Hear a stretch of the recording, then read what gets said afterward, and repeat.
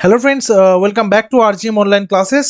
তো আজকে আমাদের যে অ্যানালিটিক্যাল এই ভিডিও ক্লাসটা চলছে সেটা হচ্ছে, তোমরা প্রত্যেকে দেখেছো যে আমাদের ফার্স্ট যে ফুল লেন্থ মক টেস্টটা হয়েছিল 100 মার্কসের, যেখানে তোমাদেরকে দেওয়া হয়েছিল যে প্রশ্নগুলো যেটাকে 1 ঘন্টার মধ্যে করতে হবে। তোমরা কম বেশি অনেকেই আমাদেরকে অ্যান্সারটা পাঠিয়েছিলে, তোমাদের অ্যান্সার চেকও করা হয়েছে এবং তারপর মডেল অ্যান্সার কিও দেওয়া হয়েছে। তো প্রত্যেক দিনই 8:30 থেকে এই ক্লাসটা তোমাদের জন্য হবে, রাত্রি 8:30। এই ক্লাসটার বিশেষত্ব হচ্ছে তোমাদের যে মক টেস্টগুলো দেওয়া হচ্ছে, সেই মক টেস্টটা যেদিন দেওয়া হবে তার পরের দিন কোশ্চেন অ্যান্সারগুলো নিয়ে আলোচনা হবে। আর ওই টাইমের মধ্যে তোমরা হচ্ছে অ্যান্সারগুলো হোয়াটসঅ্যাপ করে চেক করিয়ে নেবে, ঠিক আছে? তারপরে মডেল অ্যান্সারও দেওয়া হবে এবং সেগুলোকে ডিসকাস করা হবে। একটা খুবই একটা বার্নিং টপিক, বা বলা যেতে পারে খুবই হট টপিক একটা, সেটা কি? আর্টিফিশিয়াল ইন্টেলিজেন্স বা এআই। এই এআই নিয়ে একটা নিউজ পেপার রিপোর্ট লিখতে বলা হয়েছিল, যে write a news paper report on the importance, merits and demerits. Importance তো সবার প্রথমে রয়েছে, গুরুত্বপূর্ণ কি কি বিষয় সেখানে তুমি মেনশন করবে, তার পাশাপাশি কি কি এটার ভালো দিক এবং কি কি খারাপ দিক রয়েছে সেই বিষয়টাও উল্লেখ করতে বলা হয়েছিল। তো তোমাদের মধ্যে কিছুজন তো খুবই ভালো লিখেছো, আর কিছু জনের আমি বলেছি যেগুলো আরো ভালো করতে হবে। Artificial intelligence revolutionising lives, raising concerns by a staff reporter. একটা টাইটেল তুমি এখানে যে কোনো টাইটেলে দিতে পারো, আর্টিফিশিয়াল ইন্টেলিজেন্স সহকারে বা সেই রিলেটেড। শুধু আর্টিফিশিয়াল ইন্টেলিজেন্সও দিতে পারো, artificial intelligence merits and demerits এটাও তুমি কিন্তু দিতে পারো, কোশ্চেনটা ধরে নিয়ে, ঠিক আছে? তারপরে রীতিমতো একটা ডেট এবং একটা জায়গার নাম তুমি দেবে। দেওয়ার পরে প্রথম প্যারা এবং প্রথম লাইনটা এমন হবে যেটাতে যে রিডার থাকছে, যিনি পড়বেন, তার যেন মনে হয় যে হ্যাঁ, এই লেখার মধ্যে প্রথম খুব গুরুত্বপূর্ণ লাইনটা কিন্তু প্রথমেই ব্যবহার করা হয়েছে। তো এখানে কি দেওয়ার চেষ্টা করেছি? Artificial intelligence has moved from science fiction to everyday realities, influencing sectors ranging from health care to finance. এখানে হ্যাজ মুভড কেন করলাম? এটা তো ভার্ব আমাদের। হ্যাজ মুভড হচ্ছে প্রেজেন্ট পারফেক্ট, তাই তো? আমি এখানে ছোট্ট করে লেখার চেষ্টা করছি। প্রেজেন্ট পারফেক্ট, প্রেজেন্ট পারফেক্ট আমরা কোনগুলোকে করি? যেটা হয়ে গেছে, যেটা হয়েছে। মানে কি? হ্যাজ মুভড বলতে এটা অলরেডি একটা জায়গা থেকে একটা জায়গায় পরিবর্তন নিয়ে এসেছে। From science fiction, science fiction হচ্ছে কল্পবিজ্ঞান, মানে কল্পবিজ্ঞান কোনগুলো? যেগুলো কল্পনা বিষয়ক বিজ্ঞান থাকবে, মানে বিজ্ঞান থাকবে বাট সেটা কাল্পনিক, ঠিক আছে? যেমন একটা উদাহরণ দিতে পারি, যে ক্লাস 7-এর একটা টেক্সট বুক রয়েছে, সেখানে পাগলা গণেশ বলে একটা লেখা আছে শীর্ষেন্দু মুখোপাধ্যায়, যেখানে বলছে মানুষ আর মরছে না, মৃত্যুঞ্জয় টনিক খেয়ে নিচ্ছে, খেয়ে নিয়ে মানুষ আর মরছে না, 200 বছর 250 বছর একজনের বয়স। তাহলে এটা তো বাস্তবে পসিবল নয়, এটা কাল্পনিক। কিন্তু ওখানে বলা হচ্ছে মৃত্যুঞ্জয় টনিক নামক একটা টনিক খেয়ে সে বেঁচে আছে, অর্থাৎ একটা সায়েন্সেরও একটা সেখানে ছোঁয়া। এটাকে বলা হচ্ছে সায়েন্স ফিকশনাল স্টোরিজ। ফিকশন মানেই সবসময় একটা কাল্পনিক গল্প, সায়েন্স জুড়ে গেল মানে কল্প বিজ্ঞান বিষয়ক। তার মানে আর্টিফিশিয়াল ইন্টেলিজেন্স মানে একটা রোবট, একটা বিষয়, কোনো একটা কিছু মানুষের মতন কাজ করতে পারবে, এটা তো কেউ ভাবতে পারেনি কখনো। কিন্তু এটা আজকে এআই আমাদেরকে ভাবতে বাধ্য করছে, সেই কারণে এখানে এটা লিখেছি, has move from science fiction to everyday realities, মানে বাস্তবে এটা রূপ নিয়েছে অলরেডি। ইনফ্লুয়েন্সিং মানে হচ্ছে ইনফ্লুয়েন্স করা কোনো কিছুকে, বা কোনো কিছুকে আমরা বলতে পারি যে উৎসাহী করা বা কোনো কিছুকে প্রভাবিত করা, ঠিক আছে? Sectors ranging from health care to finance, ফিনান্সের ক্ষেত্রে এবং হেলথ কেয়ারের ক্ষেত্রেও এটা করেছে। এটা গেল প্রথম লাইন। যেহেতু ইম্পর্টেন্সটা প্রথমে বলেছে কোয়েশ্চেন, তারপরে মেরিট ডিমেরিট সবই করব। while it promises unprecedented efficiency and innovation, concerns about ethics, job displacement and security linger। অর্থাৎ এখানে কি রয়েছে দেখো, while it promises unprecedented efficiency and innovation, concerns about ethics, job displacement and security linger। মানে এইটা হচ্ছে কি, যখন এটা কি করছে, প্রমিস করছে, বা এটা হচ্ছে কথা রেখেছে, বা বলতে পারি যে যেইটার বিষয়ে আর্টিফিশিয়াল ইন্টেলিজেন্সকে আনা হয়েছে বা করা হয়েছে, তার ক্ষেত্রে প্রত্যেকটা বিষয় ইনোভেশন বলো মানে কোনো আবিষ্কার, এটার এফিসিয়েন্সি বলো মানে কাজ করার যে যোগ্যতা এবং নির্ভুলভাবে কাজ করা, সে প্রত্যেকটা বিষয়কে কিন্তু এটা একটা জায়গা করে নিয়েছে। The primary benefit of AI lies in it's capacity for automation and data analysis. Automation মানে কি, যেটা নিজে থেকেই করবে, এবং তার পাশাপাশি ডেটা অ্যানালাইসিস, যে কোনো তুমি ডেটা অ্যানালাইসিস করার জন্য কিন্তু এআই এর উপরে দেওয়া যেতে পারে। Far exceeding human capabilities in speed and accuracy, বিশেষ করে একটা কাজ করতে মানুষের যে সময়টা লাগছে, সেই মানুষের যে ক্যাপাবিলিটি, সেগুলোকেও পেরিয়ে গেছে। অ্যাকিউরেসি দিক থেকে মানে কতটা নির্ভুল এবং তার পাশাপাশি গতি, মানে কত তাড়াতাড়ি অল্প সময়ের মধ্যে কতটা বেশি করে ফেলছে এই আর্টিফিশিয়াল ইন্টেলিজেন্স, মানে কৃত্রিম বুদ্ধিমত্তা। AI systems can operate 24/7 without fatigue. Fatigue মানে হচ্ছে ক্লান্তি। ঠিক আছে, এই যে শব্দগুলো ব্যবহার করার চেষ্টা করছি, এই শব্দগুলো তোমরা চেষ্টা করবে যে প্রথম কথা হচ্ছে সিম্পল সেন্টেন্সে ইউজ করতে। আমি প্রথমে বলেছি যে তোমরা যদি পারো সিম্পল সেন্টেন্সে ইউজ করতে পারো তাহলে খুবই ভালো হয়। না কেউ কেউ চাইলে কমপ্লেক্সও করতে পারো, কমপ্লেক্স করতে পারবে না তার কিন্তু কোনো ব্যাপার নাই, কমপ্লেক্স কম্পাউন্ড অবশ্যই ইউজ করতে পারো, কিন্তু সেটার জন্য অবশ্যই স্ট্রেট ফরওয়ার্ড হয় তোমার লেখাটা। Handling repetitive and data intensive tasks across manufacturing, finance and customer service. This fridge of human workers to concentrate on মোর, কি বলেছে, ক্রিয়েটিভ অ্যান্ড স্ট্র্যাটেজিক অ্যাক্টিভিটিস। এটা কি করতে বললো দেখো, this freeze up human workers, অর্থাৎ হিউম্যান ওয়ার্কার্সদেরকে কি করেছে, মুক্ত করেছে, টু কনসেন্ট্রেট, কিসে, মনোযোগ দিতে, অন মোর ক্রিয়েটিভ মানে অনেক বেশি সৃজনশীল হওয়া, এবং স্ট্র্যাটেজিক অ্যাক্টিভিটিসের ক্ষেত্রে। এগুলো কিন্তু আমরা মেরিটস নিয়ে আলোচনা করছি। AI has led to breakthroughs in medical diagnostics, helping doctors detect diseases like cancer earlier and more accurately form medical images. অর্থাৎ মেডিকেল ইমেজেস দেখে এবং সেগুলোকে এআই এর মাধ্যমে অনেক সহজেই এবং অনেক অ্যাকুরেসির সাথে ডায়াগনোস করা যাচ্ছে যে কোন রোগে আক্রান্ত হতে পারে রুগীটা, বা কোন রোগ হতে পারে, বা এই সিমটমসগুলো কোন রোগের। ঠিক আছে, in high risk environments AI powered robots perform dangerous task such as bomb disposal or deep sea exploration or safeguarding human lives। অর্থাৎ যেগুলো খুবই বিপজ্জনক কাজ রয়েছে, যেগুলো ঝুঁকি সাপেক্ষ কাজ রয়েছে, সেই কাজগুলোও কিন্তু রোবটের মাধ্যমে করা হচ্ছে, যেমন বম্ব ডিসপোজ করা, তারপর হচ্ছে গভীর সমুদ্রের ভিতরে কোনো এক্সপ্লোর করা, আবার এই মানুষের জীবনকে সেফগার্ড করা। এটা হচ্ছে গেল মেরিটসগুলো। এবার ডিমেরিটসও রয়েছে কিছু, যেহেতু লিখতে বলা হয়েছে, তাহলে কি, ডেসপাইট মানে সত্ত্বেও, আমরা বলি না এটা হওয়া সত্ত্বেও। Despite the bright promises, the rise of AI is shadowed by serious concerns that demand careful consideration and regulation. One of the most significant anxieties is technological unemployment. Technological unemployment. আনএমপ্লয়মেন্টটা অবশ্যই তোমরা প্রত্যেকে কম বেশি যারা লিখেছো এআই এর ফলে যে আনএমপ্লয়মেন্টটা খুব বৃদ্ধি পেয়েছে, তোমরা প্রত্যেকে কম বেশি এটা মেনশন করেছো তোমাদের লেখাতে। ঠিক আছে, সেটা তো অবশ্যই করতে হবে, কারণ এআই আসাতে কি হচ্ছে, আনএমপ্লয়মেন্ট বেড়েছে, মানে মানুষের যে কর্মক্ষমতা বেড়েছে, সরি কর্মক্ষমতা বাড়েনি, টাইমিংটা বেড়েছে, বাট কর্মক্ষমতা কমে যাচ্ছে, তার পাশাপাশি কর্মসংস্থানও কমে যাচ্ছে। As automation replaces manual and even some white collar jobs like data entry, manufacturing, customer services, এগুলো প্রত্যেকটা এখন এআই নিজেই করে দিচ্ছে। অর্থাৎ প্রত্যেকটা বিষয় যেগুলো এখানে হোয়াইট কলার জব এখানে লেখার কারণ হচ্ছে যেগুলো আমরা কর্পোরেট জব বলি, তোমরা এখানে কর্পোরেট জবও লিখতে পারো, এখানে অসুবিধা নেই। এখানে ইজি দিয়ে মানে এক্সাম্পল দিয়ে data entry, manufacturing, customer service দেওয়া হয়েছে। এখানে তোমরা আরও ইনক্লুড করতে পারো যে অটোমেশন রিপ্লেস করে দিয়েছে। অটোমেশন মানে কি, যে কোনো কিছু অটোমেটিকভাবে চলছে, তো এটা কি রিপ্লেস করেছে, ম্যানুয়াল কাজকে, মানুষের নিজের কাজকে, মানুষের হাতে করা কাজকে কমিয়ে দিয়েছে। A large segment of the workforce is left vulnerable without adequate opportunities for reskilling। অর্থাৎ বেশিরভাগ আর adequate large segment of the workforce মানে বেশিরভাগ জায়গায়, বা একটা বড় বৃহৎ আয়তন বা বৃহৎ আকার যে কাজের জায়গা, সেই কাজের জায়গাটা কি হচ্ছে, ধীরে ধীরে ধীরে ধীরে কমে যাচ্ছে, নষ্ট হচ্ছে। এটা হচ্ছে ডিমেরিটস গেল। এবার হচ্ছে লাস্টে কি করতে হবে, আমরা বলেছিলাম লাস্টে হচ্ছে একটা ওভারভিউ দিতে হবে প্যারাগ্রাফের। তার মানে দেখো এখানে প্যারাগ্রাফটাতে প্রথমে ফার্স্ট প্যারাতেই যেহেতু বলেছে ইম্পর্টেন্স, তারপরে মেরিটস অ্যান্ড ডিমেরিটস, আমরা প্রথমে ইম্পর্টেন্সটা বললাম যে এআইটা কিভাবে আসলো এবং এটা কিভাবে চেঞ্জ করলো। তারপরে প্যারাতে আমরা নিয়ে আসলাম এখান থেকে যে এটা হচ্ছে কি করে, এটার মেরিটসগুলো কি কি আছে, এবং পরে প্যারাতে ডিমেরিটসগুলো করলাম। এবার এখানে কি, ultimately the goal is to ensure that AI serves as a force for positive change, driving progress and enhancing human capabilities without compromising the fundamental values and wellbeing.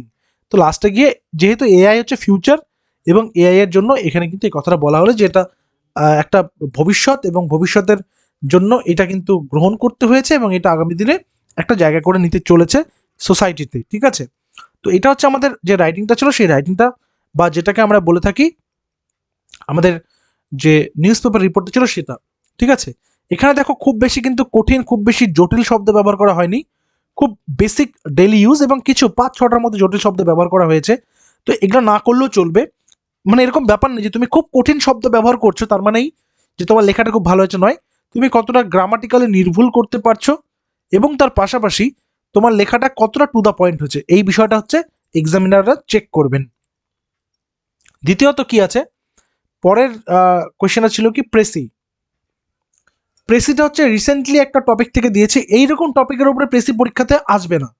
এইটা দেওয়ার কারণ হচ্ছে এইখানে একটা নোট দিয়ে দেওয়া হলো তোমাদেরকে, যদি এই টপিকের উপরে একটা চলে আসে তোমার হচ্ছে নিউজ পেপার রিপোর্ট, তখন এইভাবে লিখতে পারবে। এটা হচ্ছে recently Indian women's blind cricket team world cup champion হয়েছে, সেটার উপরে write a precis on the given topic. কি রয়েছে, কি লিখতে হবে, 1/3 লিখতে হবে, তাই তো 1/3 লিখতে হবে, 1/3। The Indian women's blind cricket team lifted the inaugural Blind Women's T20 World Cup on November 23, 2025, clinching a flawless unbeaten campaign. Flawless unbeaten campaign মানে হচ্ছে একটা ম্যাচও না হেরে কন্টিনিউ জিতে গিয়ে 23 নভেম্বর 2025 ওয়ার্ল্ড কাপটা জিতেছে।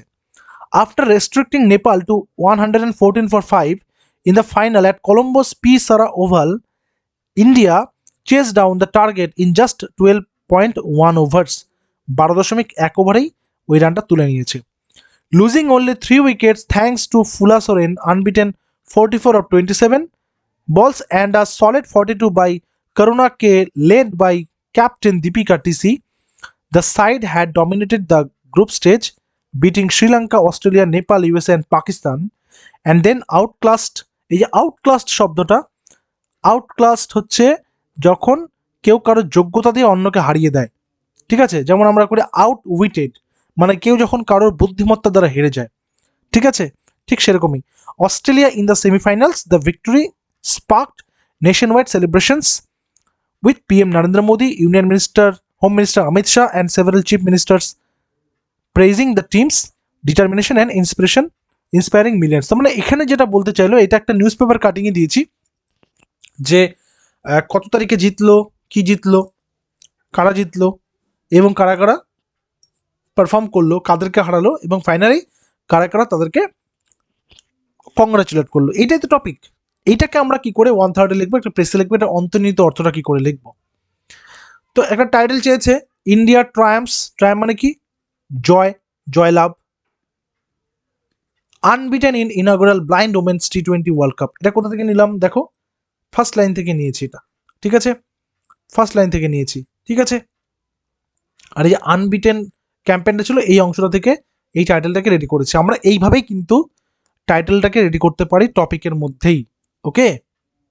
আচ্ছা, প্রেসি লিখলাম, প্রেসিটা কি, India's women blind cricket team won the first ever blind women's T20 world cup on 23 November 2025, completing an unbeaten campaign in the final campaign. এটা হচ্ছে ফার্স্ট লাইন গেল আমাদের।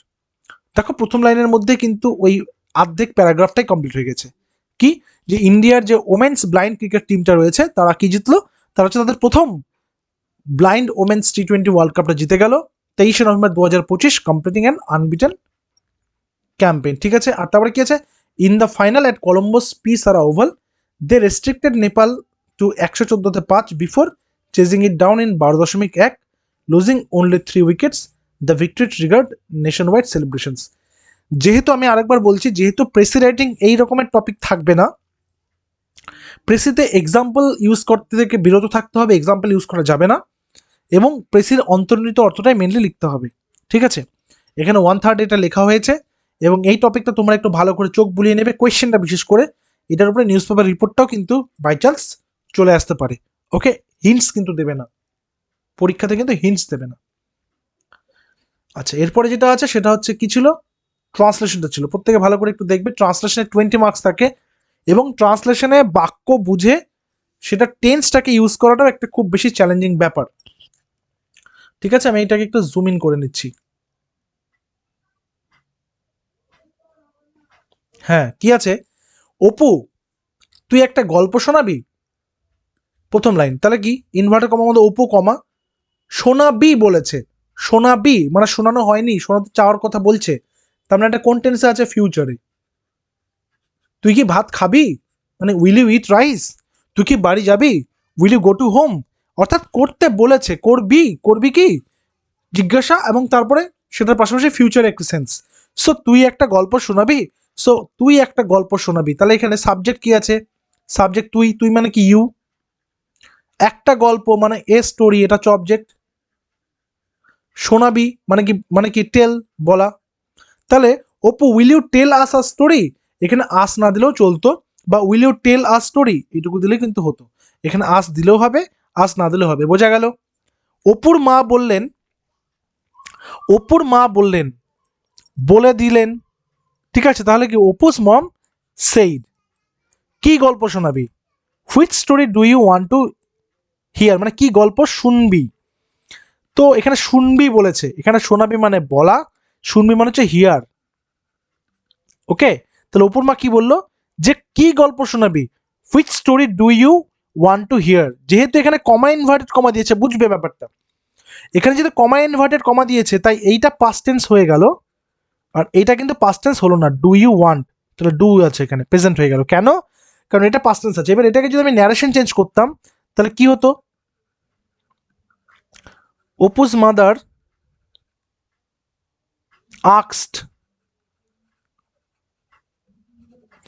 হুইচ স্টোরি, তাহলে এখানে ইউ মানে কি অপু ওয়ান্টেড টু হিয়ার, ঠিক আছে, এভাবে কিন্তু করতাম। তাহলে ওটা ওয়ান্টেড হয়ে গেল কেন, কারণ ওটা আমি ন্যারেশনটা চেঞ্জ করলাম, যেহেতু এখানে ইনভার্টেড কমার মধ্যে রয়েছে তাই এটা কিন্তু প্রেজেন্ট টেন্সে থাকলো। তাহলে তুই কোন গল্প বা কি গল্প শুনবি, which story do you want to hear. Apu বলল, অপু সেইড, সেই যে গল্পটা আছে না, যেখানে রাজা যায় আর রানী যায়, তার সঙ্গে যায় দাসী, আর সঙ্গে যায় কুকুর, কি করে করবে এটা।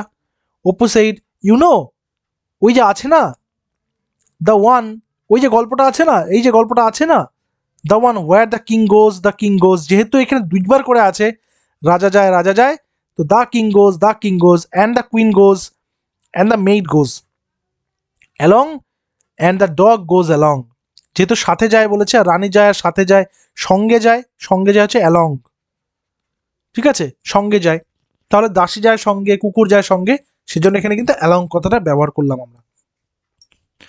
অপুর মা হেসে বললেন, তাহলে কি অপুজ মাদার লাফড অ্যান্ড সেইড, হাসলেন এবং বললেন, তাহলে হেসে বললেন, ও সেই গল্পটা, তুই তো ওটা অনেকবার শুনেছিস, ও দ্যাট স্টোরি, এখানে ও এর পরে আমরা হচ্ছে নোট অফ এক্সক্লেমেশন দিতে পারতাম, যেহেতু এখানে দেওয়া নেই, যেহেতু এখানে কমা আছে সেজন্য এখানে কমা দিয়েছি, বোঝা গেল। That story you have heard it many times already, তুই তো এটা অনেকবার শুনেছিস, ইউ হ্যাভ হার্ড, শুনেছিস, এই যে তুই একটা গল্প শোনাবি, এখানে যেহেতু বললো ফিউচার টেন্স, কিন্তু এখানে কি হচ্ছে, শুনেছিস মানে হয়ে গেছে কাজটা, প্রেজেন্ট পারফেক্ট হয়ে গেল তাই, ঠিক আছে, মানে তুই তো অনেকবার শুনেছিস, শোনা কাজটা হয়ে গেছে। আমি তাজমহল দেখেছি, I have seen the Taj Mahal, আমার বই পড়া হয়ে গেছে, I have read the book, অর্থাৎ তুই গল্পটা শুনেছিস। You have heard the story, তুই গল্পটা অনেকবার শুনেছিস, you have heard the story many times. Okay, এইরকমভাবে ভাবতে হবে। অপু বলল, নানা মা আরেকবার শোনাবি। Apu said, no no mom, will you tell it again, তুমি কি এটা আরেকবার শোনাবে, বা সেইও বলা যেতে পারতো, এখানে টেলের জায়গায় টেল মানে কাউকে কিছু বলা, সেই জন্য এখানে টেল কথাটা ইউজ করা হলো। বোঝা গেল কিভাবে করলাম বা কিভাবে হলো বিষয়টা। যত বেশি আমি তোমাদের একটা কাজ করছি, তোমাদের আমি আজকে গ্রুপে অনেকগুলো ট্রান্সলেশন দিয়ে দিচ্ছি, তোমরা এগুলো নিজেরা প্র্যাকটিস করবে, ঠিক আছে, এবং আমাদের মক টেস্টটা যেরকম চলবেই, ট্রান্সলেশনগুলো তোমার প্র্যাকটিস করবে, এগুলোর সঙ্গে অ্যান্সারও দিয়ে দিচ্ছি, ওগুলো অ্যান্সারগুলো ঢেকে শুধুমাত্র প্র্যাকটিস করে সেগুলোকে মেলাবে ওই অ্যান্সারগুলোর সাথে। ট্রান্সলেশন যত বেশি প্র্যাকটিস করবে তত বেশি তোমরা কিন্তু বাকিদের থেকে এগিয়ে থাকবে। এরপরে কি আছে, ভারতের মহিলা ক্রিকেট দলের বিশ্বকাপ জয়ের উপর ভিত্তি করে একটা সংবাদপত্রের প্রতিবেদন, ঠিক আছে, ভারতের মহিলা ক্রিকেট দলের ঐতিহাসিক বিশ্বকাপ জয়, নিজস্ব সংবাদদাতা, এই যে ডেট দিলাম, মুম্বাই দিলাম। প্রথম লাইনটা কি হবে, প্রথম লাইনটাই এবং প্রথম প্যারাটাই কিন্তু আমাদের সবচেয়ে গুরুত্বপূর্ণ। ভারতীয় মহিলা ক্রিকেট দল দক্ষিণ আফ্রিকাকে 52 রানে পরাজিত করে তাদের প্রথম আইসিসি মহিলা ওডিআই বিশ্বকাপ শিরোপা জিতেছে। ডিওয়াই পাটিল স্টেডিয়ামে অনুষ্ঠিত ফাইনালে ভারত 298 রানে 7 উইকেট হারিয়ে দক্ষিণ আফ্রিকাকে 246 রানে অল আউট করে দেয়। শেফালি বর্মা এবং স্মৃতি মান্ধানা প্রথম 10 উইকেটে 104 রান করে ভারতকে ভালো শুরু এনে দেন। শেফালি 87 রান করেন, দীপ্তি 58 রান করেন এবং বল হাতে 5 উইকেট নিয়ে ম্যাচের সেরা খেলোয়াড় হন। দক্ষিণ আফ্রিকার অধিনায়ক লরা উলফার্ট সেঞ্চুরি করেন কিন্তু তার দলকে জেতাতে পারেননি। তাহলে কি প্রথম প্যারার মধ্যে আমাদের গোটা ফাইনালের গল্পটা কিন্তু শেষ। তাহলে কি আমাদের গোটা খবরটা দেওয়া শেষ না? কি আছে তারপরে? প্রধানমন্ত্রী বলেন, ভারতীয় মহিলা ক্রিকেট দলকে তাদের অসাধারণ জয়ের জন্য অভিনন্দন। তাদের খেলা দক্ষতা এবং আত্মবিশ্বাস দেখে আমরা গর্বিত। ভারতীয় ক্রিকেট বোর্ড দলকে 51 কোটি পুরস্কার দেওয়ার ঘোষণা করেছেন। ভারতীয় দলের অধিনায়ক হরমনপ্রীত কর বলেন, এটা আমাদের জন্য একটা ঐতিহাসিক দিন।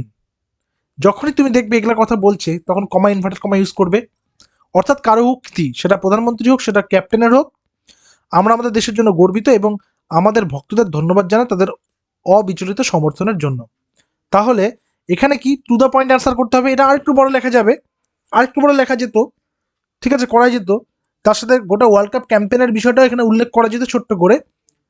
টু দ্য পয়েন্ট যত অ্যান্সার করতে পারবে ততই হচ্ছে তোমার নাম্বারটা ভালো ক্যারি করবে। এরপরে কি আছে? সারাংশ। এই সারাংশটা খুব একটা গুরুত্বপূর্ণ বিষয়ের উপর দেওয়া হয়েছিল। আমি টেক্সটটা একবার রিডিং করছি, তারপর সারাংশটা তোমাদেরকে বুঝিয়ে দিচ্ছি। বিজ্ঞান মানব সভ্যতার উন্নয়নে অপরিহার্য ভূমিকা পালন করেছে। বৈজ্ঞানিক আবিষ্কার এবং উদ্ভাবন আমাদের জীবনকে করেছে সহজ, সুন্দর এবং আরও নিরাপদ। চিকিৎসা বিজ্ঞানের উন্নতির ফলে মানুষের গড় আয়ু বৃদ্ধি পেয়েছে। মারাত্মক রোগের প্রতিরোধ ও চিকিৎসা সম্ভব হয়েছে। টিকা আবিষ্কার, অ্যান্টিবায়োটিকের ব্যবহার এবং আধুনিক সার্জারির মাধ্যমে অসংখ্য প্রাণ রক্ষা পেয়েছে। যোগাযোগ এবং পরিবহন ব্যবস্থার বিপ্লব মানুষের মধ্যে দূরত্ব কমিয়ে এনেছে। ইন্টারনেট, মোবাইল ফোন এবং স্যাটেলাইট প্রযুক্তির মাধ্যমে তথ্য আদান প্রদান হয়েছে তাৎক্ষণিক, অর্থাৎ খুব সহজে অল্প সময়ের মধ্যেই। বিমান এবং রেল পরিবহনের উন্নতি বিশ্বকে করেছে ছোট, ছোট বলতে এখানে খুব হাতের মুঠোয় নিয়ে চলে এসছে। কৃষি বিজ্ঞানের অগ্রগতির ফলে খাদ্য বিজ্ঞানে বা খাদ্য উৎপাদনে বেড়েছে বহুগুণ। উচ্চ ফলনশীল বীজ, সার, কীটনাশকের ব্যবহার কৃষকদের আয় বৃদ্ধি করেছে। তথ্য প্রযুক্তির উন্নয়ন শিক্ষা, ব্যবসা এবং গবেষণার ক্ষেত্রে এনেছে নতুন দিগন্ত।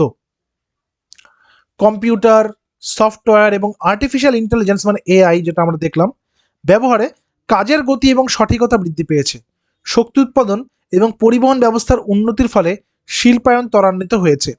বিদ্যুৎ, তেল এবং নবায়নযোগ্য শক্তির ব্যবহার অর্থনৈতিক প্রবৃদ্ধি ঘটিয়েছে। মহাকাশ গবেষণা মানুষের জ্ঞান বৃদ্ধি করেছে। চাঁদে পদার্পণ, মঙ্গল গ্রহে অভিযান এবং স্যাটেলাইট প্রযুক্তির ব্যবহার বিজ্ঞানের সীমানা ছাড়িয়ে গেছে। বিজ্ঞান আমাদের জীবনে এনেছে আশ্চর্যজনক পরিবর্তন, কিন্তু এই অগ্রগতির সাথে সাথে কিছু চ্যালেঞ্জের সৃষ্টি হয়েছে। পরিবেশ দূষণ, জলবায়ু পরিবর্তন এবং পারমাণবিক অস্ত্রের হুমকি মানবতার জন্য বিপদ ডেকে এনেছে। বিজ্ঞানকে সঠিকভাবে ব্যবহার করে এই চ্যালেঞ্জগুলো মোকাবেলা করতে হবে এবং মানব সভ্যতাতে কল্যাণে কাজ করতে হবে।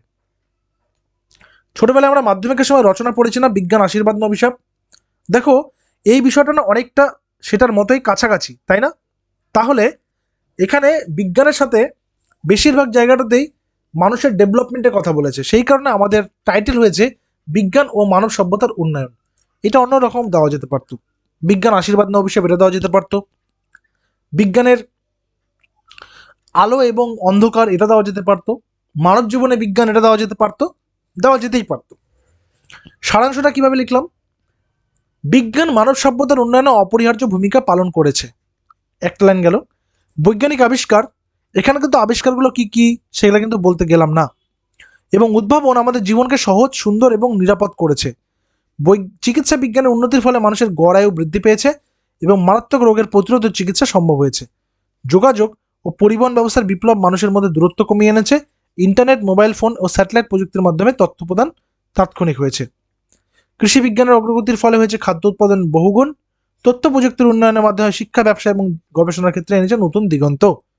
আর শক্তি উৎপাদন এবং পরিবহন ব্যবস্থার উন্নতির ফলে শিল্পায়ন ত্বরান্বিত হয়েছে। মহাকাশ গবেষণা মানুষের জ্ঞান বৃদ্ধি করেছে, কিন্তু বিজ্ঞানের অগ্রগতির সাথে সাথে চ্যালেঞ্জও সৃষ্টি হয়েছে, যেমন পরিবেশ দূষণ, জলবায়ু পরিবর্তন এবং পারমাণবিক অস্ত্রের হুমকি। তো বিজ্ঞানকে সঠিকভাবে ব্যবহার করে এই চ্যালেঞ্জগুলোকে মোকাবিলা করতে হবে, মানব কল্যাণে কাজ করতে হবে। অর্থাৎ ওখানে উন্নতি এবং সমস্ত ডেভেলপমেন্ট নিয়ে 4-5টা যেগুলো কথা বলা হয়েছে সেগুলোকে একটা একটা করে লাইনে কমপ্লিট করা হয়েছে এখানে। এইভাবে করে সারাংশটা আমরা কিন্তু করব বা করতে পারবো।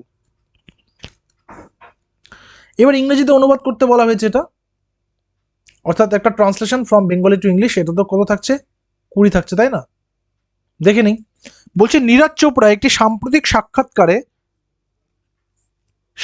মানে কি ইন্টারভিউ, তার কেরিয়ারের বিভিন্ন দিক নিয়ে আলোচনা করেছেন। প্রথম লাইন, তাহলে কি করলাম, নীরজ চোপড়া ডিসকাস্ট, কেন কি আছে, আলোচনা করেছেন, ভার্ব অতীতকাল, তাহলে ডিসকাস্ট ভেরিয়াস অ্যাসপেক্টস, কেন বিভিন্ন দিক নিয়ে, তাহলে various aspects of his career, তার কেরিয়ারের, তাহলে office career, in a recent interview সাম্প্রতিক সাক্ষাৎকার, তাহলে ইন আ রিসেন্ট ইন্টারভিউ। ঠিক আছে।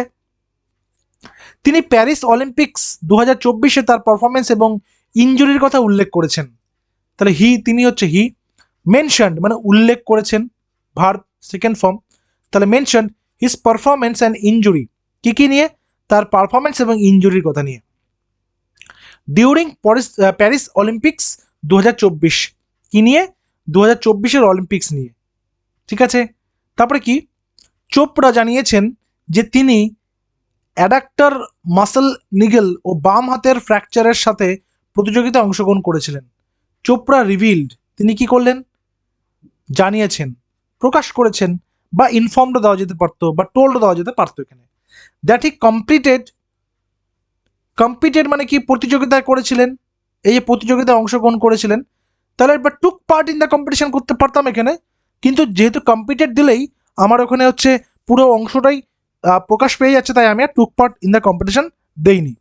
Competed with an adductor muscle injury and a left hand fracture. এগুলো জায়গাতে কি হয়, এগুলো জায়গাতে আমরা সঠিক বানানটা অনেক সময় লিখতে ভুল করি, এগুলোতে কিন্তু নম্বর কাটা যাবে। তো সঠিক বানানটাকে সঠিকভাবে লিখতে কিন্তু করতে হবে। তো যত বেশি লিখবে দেখার থেকে পড়ার থেকে তত বেশি ভালো। তিনি আরও বলেছেন যে তিনি 2025 সালে ইনজুরি মুক্ত হয়ে ফিরে আসবেন এবং তার লক্ষ্য হবে 90 মিটারের দূরত্ব অতিক্রম করা। হি অলসো সেইড, তিনি আরও বলেছেন, যেহেতু তিনি আরও বলেছেন, তাহলে also said that he will return injury free in 2025 and his goal is to cross the 90 metre mark. ঠিক আছে। তাহলে তার লক্ষ্য কি, গোল বা টার্গেটও দিতে পারতাম এখানে, হিজ টার্গেট ইজ, গোলও দিতে পারছি বা টার্গেটও দিতে পারতাম এখানে। ওকে। এছাড়াও তিনি তার আগামী লক্ষ্য হিসেবে ওয়ার্ল্ড অ্যাথলেটিক্স চ্যাম্পিয়নশিপের উল্লেখ করেছেন। অ্যাডিশনালি হি মেনশনড, যেহেতু উল্লেখ করেছেন তাহলে মেনশনড ওয়ার্ল্ড অ্যাথলেটিক্স চ্যাম্পিয়নশিপ, কেন, এই যে world athletics championship at is next target, তার আগামী টার্গেট হিসাবে। ঠিক আছে। তো এইভাবে কিন্তু আমরা করব। টেন্সটা আমাদের বুঝতে হবে কোন টেন্সে রয়েছে এবং তার পাশাপাশি বিষয়গুলো। তো তোমাদের যেগুলো জায়গাতে বুঝতে অসুবিধা হবে সেগুলো নিচে কমেন্ট সেকশনে জানিয়ে রাখবে, সেগুলো আমরা দেখে নিয়ে কিন্তু সেগুলো ব্যাপার ডিসকাস করব। ঠিক আছে। তো নেক্সট ক্লাসে তোমাদেরকে দিয়ে দেওয়া হয়েছে, সেটা তোমরা অ্যান্সারগুলো করে হোয়াটসঅ্যাপে পাঠিয়ে দেবে, তারপর এটা নিয়ে আবার আগামীকাল আলোচনা করব। দেখা হচ্ছে আবার পরবর্তী ক্লাসে। Till then stay connected with us. Thank you very much.